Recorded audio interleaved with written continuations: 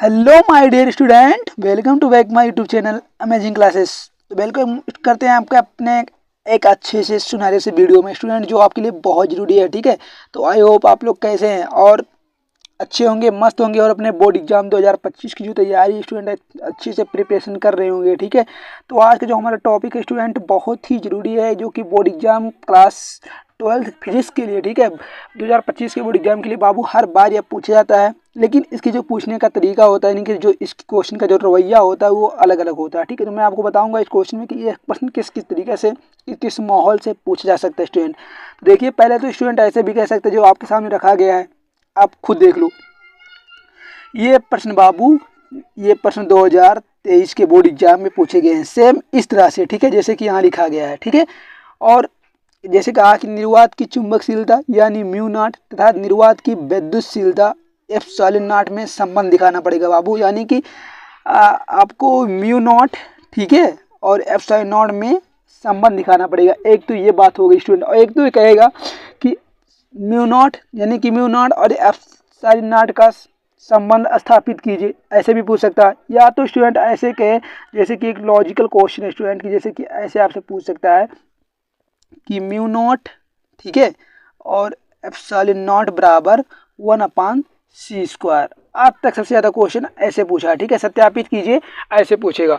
तो हम ऐसे क्वेश्चनों को देखने के बाद घबराएंगे बिल्कुल नहीं, क्योंकि सबके कहने का तरीका यही होगा। ठीक है, जो हम इस वीडियो में करने वाले हैं, सबको कोई भी किसी भी तरह से क्वेश्चन पूछे बाबू, ऐसे हम इसका आंसर लिखेंगे। ठीक है, चलिए हम अपनी वीडियो को शुरू करते हैं, और अगर आप वीडियो पर नए हैं तो चैनल को सब्सक्राइब कर लो। ठीक है, अब देखिए कि जो हमारा जो पहला है, यानी कि म्यू नॉट जो है बाबू, म्यू नॉट की जो वैल्यू होती है हम जानते हैं कि, ठीक है, म्यू नॉट की जो वैल्यू होती है वो क्या होती है, 4π×10⁻⁷ ठीक है, 4π×10⁻⁷ हो गया। इसको हम लिख लिए। ठीक है, इसको हम लिख लिए स्टूडेंट।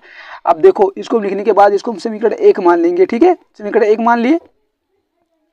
उसके बाद हमारा जो वो अगला वाला है कि 1/4π∈0 का, तो एप्सिलॉन का भी संबंध दिखाना पड़ेगा ना, तो हम लिखेंगे 4π∈0 का मान कितना होता है, 9 × 10 की। वैसे तो होता है स्टूडेंट इसका 8.85 × 10 के मान -12 होता है। ठीक है, लेकिन अगर हम कहना चाहें तो सीधे सीधे ऐसे कह सकते हैं कि 9.10 के पावर 9 होता है। ठीक है, तो इसको हम समीकरण 2 मान लेंगे। ठीक है, ये हमारा समीकरण 2 हो गया स्टूडेंट। अब देखिए, हमारे यहाँ समीकरण 1 समीकरण 2 बन गया है। ठीक है, अब क्या करना है, इजी सी बात है स्टूडेंट, एकदम सरल करना है आप लोगों को कि समीकरण 1 और समीकरण 2 से भाग कर देना है। ठीक है, समीकरण 1 और समीकरण 2 से तो भाग करेंगे बाबू, तो देखिए समीकरण 1 में भाग करेंगे इसका। ठीक है, देखिए यहाँ म्यू था, म्यू नॉट अपान 1/4π∈0। उसके बाद देखिए यहाँ ऊपर है 4π∈0, 4π × 10⁻⁷। ठीक है, अपान किए। ठीक है, अपान करने के बाद बाबू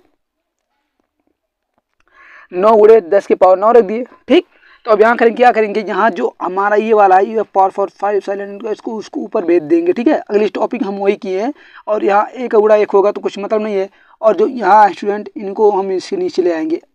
ठीक है, नीचे लाएंगे तो प्लस हो जाएगा ना, हमें पता है, यहाँ लाएंगे नीचे प्लस हो जाएगा। अब देखिए ये वाले टॉपिक को आप यहाँ से ध्यान से यहाँ देख सकते हैं। ठीक है, अगला टॉपिक हम यहाँ देखेंगे। देखिए कह रहा है कि अब हम इसको ऊपर ले गए थे, तो यानी कि दोनों गुणा हो गया, यानी कि एप्सिलॉन नॉट गुणे 4π म्यू नॉट गुणे 4π∈0। ठीक है, बराबर 4π 9 × 10⁻⁷ होता है। ठीक है, अब जान गए। अब देखो स्टूडेंट, जो यहाँ का काम था, यानी कि 4π और 4π यहाँ से कैंसिल हो गया। ठीक है, मैंने आपको काट के दिखाया है। ठीक है, आप दिख भी रहा होगा आपको अच्छे से, एकदम बेहतरीन तरीके से। आप एकदम से हल्के में लीजिए इस क्वेश्चन को, लेकिन हाँ जानिए 4 नंबर का क्वेश्चन है। ठीक है स्टूडेंट, ये 4 नंबर का प्रश्न है। ठीक है, अब देखिए, अब यहाँ क्या करना है, अब ऊपर क्या बचा, ऊपर 1 बचा। ठीक है, अब देखो हमने एक लॉजिकल फार्मूला पढ़ा होता है कि जब आधार समान होते हैं बाबू, तो घात जो होते हैं आपस में जुड़ जाते हैं, यानी कि आधार समान है, यानी घात 10 है, तो ऊपर जो 9 7 जुड़ जाएगा बाबू, तो क्या होगा, 9 × 10⁻16 हो जाएगा। ठीक है स्टूडेंट, अब देखिए यहाँ तो बराबर है, वैल्यू चल रहा है, यहाँ से कोई मतलब है नहीं।